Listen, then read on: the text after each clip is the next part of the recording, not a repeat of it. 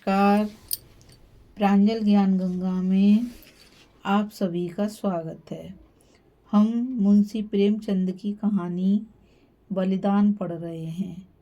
तो चलिए देखते हैं कि इस कहानी में क्या है। बलिदान। मनुष्य की आर्थिक अवस्था का सबसे ज़्यादा अवसर उसके नाम पर पड़ता है। मोजे बेला के मगरू ठाकुर जब से कांस्टेबल हो गए हैं, उनका नाम मंगल सिंह हो गया है। अब उन्हें कोई मगरू कहने का साहस नहीं कर सकता। कल्लू अहीर ने जब से हल्के के थानेदार साहब से मित्रता कर ली है और गांव का मुखिया हो गया है, उसका नाम काल का दिन हो गया है। अब उसे कोई कल्लू कहे तो आंखें लाल पीली करता है। इसी प्रकार हरकचंद्र कुर्मी अब हरकू हो गया है। आज से 20 साल पहले उसके यहाँ शक्कर बनती थी। कई हल्की खेती होती थी और कारोबार खूब फैला हुआ था, लेकिन विदेशी शक्कर की आमद ने उसे मटिया मेट कर दिया। धीरे धीरे कारखाना टूट गया, जमीन टूट गई, ग्राहक टूट गए और वह भी टूट गया। 70 वर्ष का बूढ़ा जो एक तकिएदार माचे पर बैठा हुआ नारियल पिया करता था, अब सिर पर टोकरी लिए खाद बेचने जाता है। परंतु उसके मुख पर भी एक प्रकार की गंभीरता, बातचीत में अब भी एक प्रकार की अकड़, चाल ढाल में अब भी एक प्रकार का स्वाभिमान भरा हुआ है। इन पर काल की गति का प्रभाव नहीं पड़ा। रस्सी जल गई पर बल नहीं टूटा। भले दिन मनुष्य के चरित्र पर सदैव के लिए अपना चिन्ह छोड़ देते हैं। हरकू के पास अब केवल 5 बीघा जमीन है, केवल 2 बैल हैं, एक हल्की खेती है। लेकिन पंचायतों में आपस की कलह में उसकी सम्मति अब भी सम्मान की दृष्टि से देखी जाती है। वह जो बात कहता है बेलाग कहता है और गांव के अनपढ़े उसके सामने मुंह नहीं खोल सकते। हरकू ने अपने जीवन में कभी दवा नहीं खाई। वह बीमार जरूर पड़ता है। क्वार मास में मलेरिया से कभी ना बचता था, लेकिन 10-5 दिन में वह बिना दवा खाए ही चंगा हो जाता था। इस वर्ष भी कार्तिक में बीमार पड़ा और यह समझ कर कि अच्छा तो हो ही जाऊंगा, उसने कुछ परवाह ना की। परंतु अब की ज्वर मौत का परवाना लेकर चला था। 1 सप्ताह बीता, दूसरा सप्ताह बीता, पूरा महीना बीत गया। हरकू चारपाई से ना उठा। अब उसे दवा की जरूरत मालूम हुई। उसका लड़का गिरधारी कभी नीम के सीके पिलाता, कभी गुर्च का सत, कभी गदा पूर्णा की जड़, पर इन औषधियों से कोई फायदा न होता था। हरकू को विश्वास हो गया कि अब संसार से चलने के दिन आ गए हैं। एक दिन मंगल सिंह उसे देखने गए। बेचारा टूटी खाट पर पड़ा राम राम जप रहा था। मंगल सिंह ने कहा, बाबा, बिना दवा खाए अच्छे ना होगे, कुनैन क्यों नहीं खाते?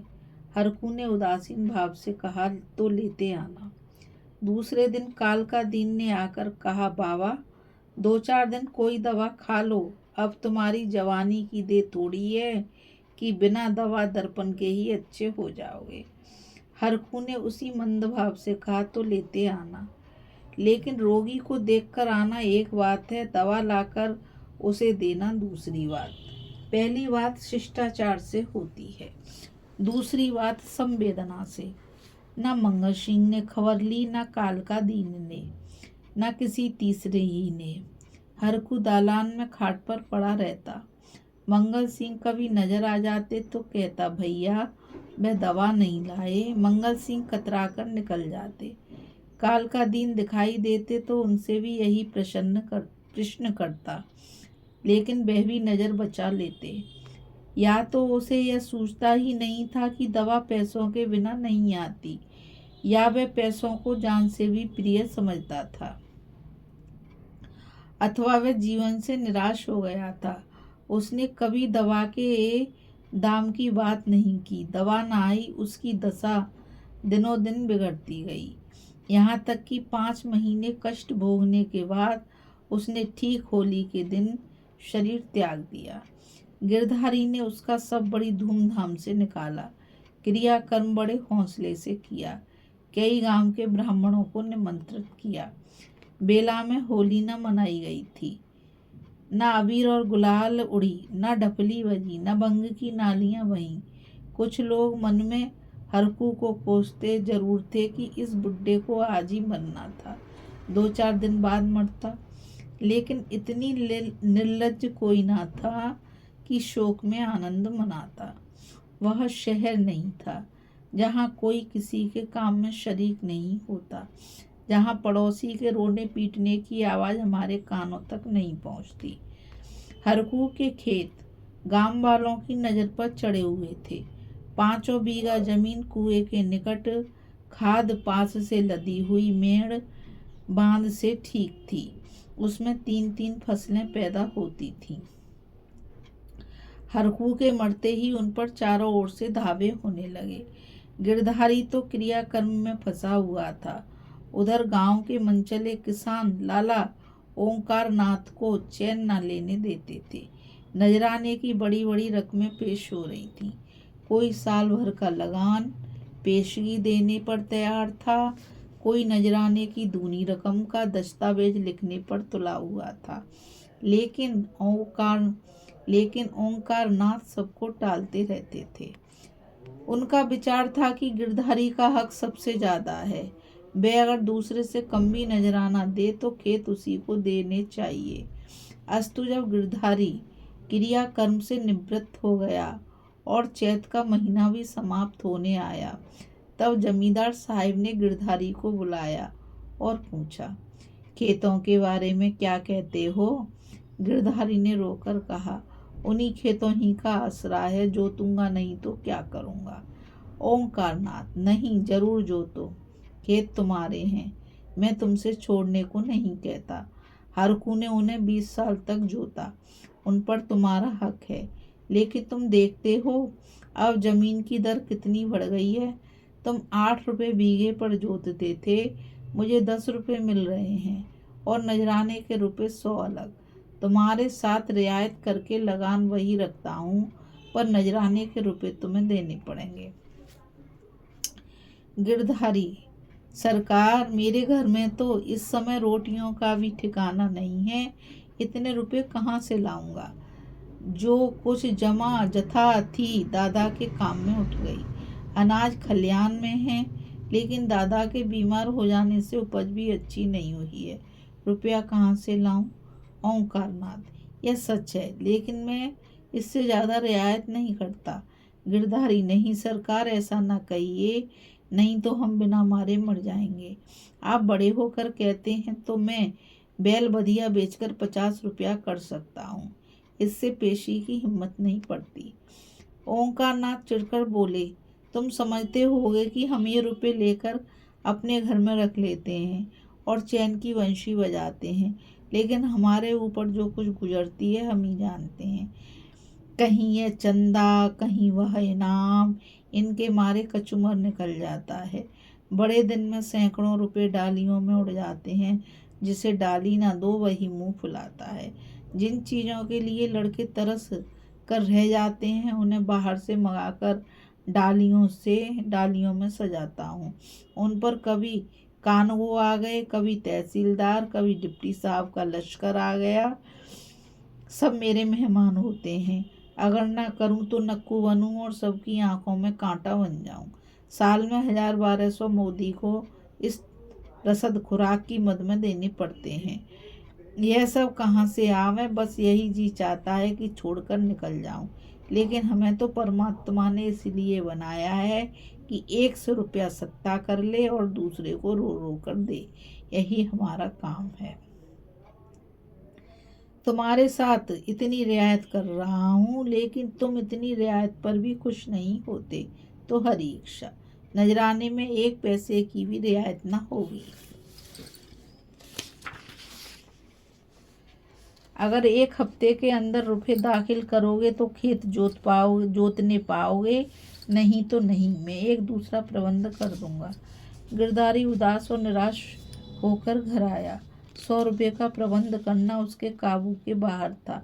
सोचने लगा, अगर दोनों बैल बेच दूं तो खेत ही लेकर क्या करूंगा। घर बेचूं तो यहाँ लेने वाला ही कौन है। और फिर बाप दादों का नाम डूबता है। 4-5 पेड़ हैं, लेकिन उन्हें बेचकर 25 रुपये या 30 रुपये से अधिक ना मिलेंगे। उधार लूं तो देता कौन है। अभी बनिए के 50 रुपये सिर पर चढ़े हैं। वे 1 पैसा भी ना देगा। घर में गहने भी तो नहीं है, नहीं उन्हीं को बेचता। ले देकर एक हंसली बनवाई थी, वह भी बनिए के घर पड़ी हुई है। साल भर हो गया, छुड़ाने की नौबत ना आई। गिरधारी और उसकी स्त्री सुभागी दोनों ही इसी चिंता में पड़े रहते, लेकिन कोई उपाय न सूझता। गिरधारी को खाना पीना अच्छा न लगता, रात को नींद न आती। खेतों के निकलने का ध्यान आते ही उसके हृदय में हुक सी उठने लगती। हाय, यह पवित्र भूमि जिसे हमने बरसों जोता, जिसे खाद से पाटा, जिसमें मेढ़ें रखी, जिसकी मेढ़ें बनाई, उसका मजा अब दूसरा उठाएगा। ये खेत गिरधारी के जीवन के अंश हो गए थे। उनकी एक एक अंगुल भूमि उसके रक्त से रंगी हुई थी। उसका एक एक परमाणु उसके पसीने से तर हो गया था। उसके नाम उसकी जिह्वा पर उसी तरह आते थे जिस तरह अपने तीनों बच्चों के। कोई 2400 था, कोई 2200 था, कोई नाले वाला, कोई तलैया वाला। इन नामों के स्मरण होते ही खेती का चित्र उसकी आंखों के सामने खिंच जाता था। वह इन खेतों की चर्चा इस तरह करता मानो ये सजीव हों, मानो उसके भले बुरे के साथी हैं। उसके जीवन की सारी आशाएं, सारी इच्छाएं, सारे मंसूबे, सारी मन की मिठाइयाँ, सारे हवाई किले इन्हीं खेतों पर अवलंबित थे। इनके बिना वह जीवन की कल्पना ही नहीं कर सकता था, और वे ही अब हाथ से निकल जाते हैं। वह घबराकर घर से बाहर निकल जाता और घंटों उन्हीं खेतों की मेड़ों पर बैठा हुआ रोता, मानो उनसे विदा हो रहा हो। इस तरह 1 सप्ताह बीत गया और गिरधारी रुपये का कोई बंदोबस्त न कर सका। 8वें दिन मालूम हुआ कि कालका दीन ने 100 रुपये नजराने देकर 10 रुपये बीघे पर खेत ले लिए हैं। गिरधारी ने एक ठंडी सांस ली। एक क्षण बाद वह अपने दादा का नाम लेकर बिलक बिलक कर रोने लगा। उस दिन घर में चूल्हा नहीं जला। ऐसा मालूम होता था मानो हरखू आज ही मरा हो। लेकिन सुभागी और चुपचाप बैठने वाली स्त्री ना थी। वह क्रोध से भरी हुई कालका दीन के घर गई और उसकी स्त्री को खूब लतेड़ा। कल का वानी आज का सेठ, खेत जोतने चले हैं, देखें कौन मेरे खेत में हल ले जाता है। अपना और उसका लहू एक कर दूं। पड़ोसियों ने उसका पक्ष लिया। सब तो है, आपस में यह चढ़ा ऊपरी नहीं करना चाहिए। नारायण ने धन दिया तो क्या गरीबों को कुचलते फिरेंगे। सुहागी ने समझा मैंने मैदान मार लिया। उसका चित्त शांत हो गया। किंतु वही वायु जो पानी में लहरें पैदा करती है, वृक्षों को जड़ से उखाड़ डालती है। सुहागी तो पड़ोसियों की पंचायत में अपने दुखड़े रोती और कालका दीन की स्त्री से छेड़ कर लड़ती। इधर गिरधारी अपने द्वार पर बैठा हुआ सोचता, अब मेरा क्या हाल होगा। अब यह जीवन कैसे कटेगा। ये लड़के किसके द्वार पर जाएंगे। मजदूरी का विचार करते ही उसका हृदय व्याकुल हो जाता। इतने दिनों तक स्वाधीनता और सम्मान का सुख भोगने के बाद अधम चाकरी की शरण लेने के बदले वह मर जाना अच्छा समझता था। वह अब एक गृहस्थ था। उसकी गणना गांव के भले आदमियों में थी। उसे गांव के मामले में बोलने का अधिकार था। उसके घर में धन ना था, पर मान था। नाई, बढ़ई, कुमार, पुरोहित, भाट, चौकीदार, ये सब उसका मुंह ताकते थे। अब यह मर्यादा कहाँ। अब कौन उसकी बात पूछेगा, कौन उसके द्वार पर आवेगा। अब उसे किसी के बराबर बैठने का, किसी के बीच में बोलने का हक नहीं रहा। अब उसे पेट के लिए दूसरों की गुलामी करनी पड़ेगी। अब पहर रात रहे कौन बैलों को नाद में लगावेगा। वह दिन अब कहाँ, जब गीत गा गा कर हल चलाता था, चोटी का पसीना एड़ी तक आता था, पर जरा भी थकावट न आती थी। अपने लहलाते हुए खेतों को देखकर फूला न समाता था। खलिहान में अनाज का ढेर सामने रख के अपने को राजा समझता था। अब अनाज के टोकरे भर भर कर कौन लावेगा? अब खत्ते कहाँ, बखार कहाँ? यही सोचते सोचते गिरधारी की आंखों से आंसू की झड़ी लग गई। गांव के 2-4 सज्जन जो काल का दिन से जलते थे, कभी कभी गिरधारी को तसल्ली देने आया करते थे, पर वह उनसे भी खुलकर न बोलता। उसे मालूम होता था कि मैं सबकी नज़र से गिर गया हूँ। अगर कोई समझता कि तुमने क्रियाक्रम में व्यर्थ इतने रुपए उड़ा दिए तो उसे बहुत दुख होता। वह अपने उस काम पर जरा भी न पछता। मेरे भाग्य में जो लिखा है वह होगा, पर दादा के ऋण से तो उऋण हो गया। उन्होंने अपनी जिंदगी में 4 बार खिलाकर खाया, क्या मरने के पीछे उन्हें पिंडे पानी को तरसा था। इस प्रकार 3 मास बीत गए। आषाढ़ आ पहुंचा। आकाश में घटाएं आई, पानी गिरा, किसान हल जुए ठीक करने लगे, बढ़ई हलों की मरम्मत करने लगा। गिरधारी पागल की तरह कभी घर के भीतर आता, कभी बाहर आता, अपने हलों को निकाल निकाल कर देखता। उसकी मुट्ठियां टूट गई हैं, इसकी फाल ढीली हो गई है, जुए में सेला नहीं है। यह देखते देखते वह एक क्षण अपने को भूल गया। दौड़ा हुआ बढ़ई के यहाँ गया और बोला, रज्जू मेरे हल भी बिगड़े हुए हैं, चलो बना दो। रज्जू ने उसकी ओर करुणा भाव से देखा और अपना काम करने लगा। गिरधारी को होश आ गया, नींद से चौंक पड़ा, गिलानी से उसका सिर झुक गया, आंखें भर आई, चुपचाप घर चला आया। गांव के चारों ओर हलचल मची हुई थी। कोई सन के बीज खोजता फिरता था, कोई जमींदार के चौपाल से धान के बीज लिए जाता था। कहीं सलाह होती थी किसी खेत में क्या बोना चाहिए, कहीं चर्चा होती थी कि पानी बहुत बरस गया तो 2-4 दिन ठहर कर बोना चाहिए। गिरधारी ये बातें सुनता और जलहीन मछली की तरह तड़पता था। एक दिन संध्या का समय, गिरधारी खड़ा अपने बैलों को खुजला रहा था कि मंगल सिंह आए और इधर उधर की बातें करके बोले, गोई को बांधकर कब तक खिलाओगे, निकाल क्यों नहीं देते? गिरधारी ने मलिन भाव से कहा, हाँ, कोई गाहक आवे तो निकाल दूं। मंगल सिंह, एक घाक तो हम ही हैं, हम ही को दे दो। गिरधारी अभी कुछ उत्तर न देने पाया कि तुलसी बनिया आया और गरज कर बोला, गिरधर, तुम्हें रुपए देने की नहीं है कि नहीं, वैसा कहो। 3 महीनों से हीला हवाला करते चले आते हो, अब कौन खेती करते हो कि तुम्हारी फसल क्यों अगोरे बैठे रहें? गिरधारी ने दीनता से कहा, साहब, जैसे इतनों दिनों माने हो, आज और मान जाओ, कल तुम्हारी एक एक कौड़ी चुका दूंगा। मंगल और तुलसी ने इशारे से बातें की। तुलसी भुनभुनाता हुआ चला गया। तब गिरधारी मंगल सिंह से बोला, तुम इन्हें ले लो तो घर के ही घर में रह जाए, कभी कभी आंख से देख लिया करूँगा। मंगल, मुझे अभी तो ऐसा कोई काम नहीं, लेकिन घर पर सलाह करूँगा। गिरधारी, मुझे तुलसी के रुपए देने हैं, नहीं तो खिलाने को तो भूसा है। मंगल, यह बड़ा बदमाश है, कहीं नालिश ना कर दे। सरल हृदय गिरधारी धमकी में आ गया। कार्यकुशल मंगल सिंह को सस्ता सौदा करने का एक अच्छा सुअवसर मिला। 80 रुपये की जोड़ी 60 रुपये में ठीक कर ली। गिरधारी ने अब बैलों को न जाने किस आशा से बांधकर खिलाया था। आज आशा का वैकल्पिक सूत्र भी टूट गया। मंगल सिंह गिरधारी की खाट पर बैठे रुपए गिन रहे थे और गिरधारी बैलों के पास विषाद में नेत्रों से उनके मुंह की ओर ताक रहा था। आहा, ये मेरे खेतों के कमाने वाले, मेरे जीवन के आधार,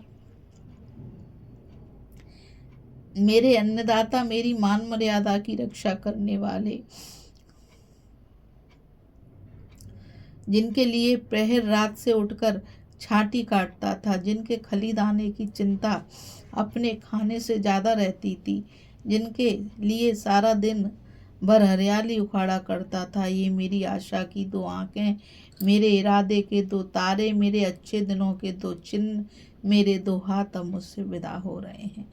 जब मंगल सिंह ने रुपए गिनकर रख दिए और बैलों को ले चले, तब गिरधारी उनके कंधों पर सिर रखकर खूब फूट फूट कर रोया, जैसे कन्या मायके से विदा होते समय माँ बाप के पैरों को नहीं छोड़ती, उसी तरह गिरधारी उन बैलों को न छोड़ता था।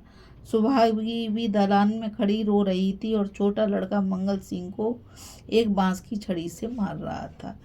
रात को गिरधारी ने कुछ नहीं खाया, चारपाई पर पड़ा रहा। प्रातःकाल सुहागी चिलम भरकर ले आई तो चारपाई पर ना था। उसने समझा कहीं गए होंगे, लेकिन जब दो तीन घड़ी दिन चढ़ आया और वह ना लौटा तो उसने रोना धोना शुरू किया। गांव के लोग जमा हो गए, चारों ओर खोज होने लगी, पर गिरधारी का पता ना चला। संध्या हो गई, अंधेरा छा रहा था। सुहागी ने दिया जलाकर गिरधारी के सिरहाने रख दिया और बैठी द्वार की ओर ताक रही थी। सहसा उसे पैरों की आहट मालूम हुई। सुहागी का हृदय धड़क उठा। वह दौड़कर बाहर आई और इधर उधर ताकने लगी। उसने देखा कि गिरधारी बैलों की नांद के पास सिर झुकाए खड़ा है। सुहागी बोल उठी, घर आओ, वहाँ खड़े क्या कर रहे हो? आज सारे दिन कहाँ रहे? यह कहते हुए गिरधारी की ओर चली। गिरधारी ने कुछ उत्तर न दिया। वह पीछे हटने लगा और थोड़ी दूर जाकर गायब हो गया। सुहागी चिल्लाई और मूर्छित होकर गिर पड़ी। दूसरे दिन काल का दिन हल लेकर अपने खेत पर पहुंचे। अभी कुछ अंधेरा था। बैलों को हल में लगा रहे थे कि उन्होंने देखा कि गिरधारी खेत की मेड़ पर खड़ा है। वहीं मिजई, वहीं पगड़ी, वहीं सोटा। काल का दिन ने कहा, अरे गिरधारी, मर्दे आदमी, तुम यहाँ खड़े हो? और बेचारी सुहागी हैरान हो रही है, कहाँ से आ रहे हो? यह कहते हुए बैलों को छोड़कर गिरधारी की ओर चले। गिरधारी पीछे हटने लगा और पीछे वाले कुएं में कूद पड़ा। काल का दिन ने चीख मारी और हल बैल वहीं छोड़कर भागा। सारे गांव में शोर मच गया और लोग नाना प्रकार की कल्पनाएं करने लगे। काल का दिन को गिरधारी वाले खेतों में जाने की हिम्मत न पड़ी। गिरधारी को गायब हुए 6 महीने बीत चुके हैं। उसका बड़ा लड़का अब एक ईंट के भट्टे पर काम करता है, 20 रुपये महीने घर लाता है। अब वह कमीज और अंग्रेजी जूता पहनता है। घर में दोनों जून तरकारी पकती है और जौ के बदले गेहूं खाया जाता है, लेकिन गांव में उसका कुछ भी आदर नहीं। यह अब मजूरा है। सुहागी अब पराए गांव में आए हुए कुत्ते की भांति दुबकती फिरती है। वह अब पंचायत में नहीं बैठती, वह अब मजूर की माँ है। काल का दिन ने गिरधारी के खेतों से इस्तीफा दे दिया है, क्योंकि गिरधारी अभी तक अपने खेतों के चारों तरफ मंडराया करता है। अंधेरा होते ही वह मेड़ पर आकर बैठ जाता है और कभी कभी रात को उधर से रोने की आवाज़ सुनाई देती है। वह किसी से बोलता नहीं, किसी को छेड़ता नहीं। उसे केवल अपने खेत को देखकर संतोष होता है। दिया जलने के बाद उधर का रास्ता बंद हो जाता है। लाला ओंकारनाथ बहुत चाहते हैं कि ये खेत उठ जाए, लेकिन गांव के लोग अब उन खेतों का नाम नहीं लेते। इस कहानी में बस इतना ही। अभी हम मुंशी प्रेमचंद की कहानी बलिदान पढ़ रहे थे। इस कहानी में बस इतना ही। हम फिर मिलेंगे एक नई कहानी के साथ, और मैं आप सभी से यही आग्रह करना चाहूँगी कि इस चैनल को लाइक, शेयर और सब्सक्राइब करिए, ताकि ये अमूल्य ज्ञान अधिक से अधिक लोगों तक पहुंच सके। राधे राधे, जय श्री कृष्णा।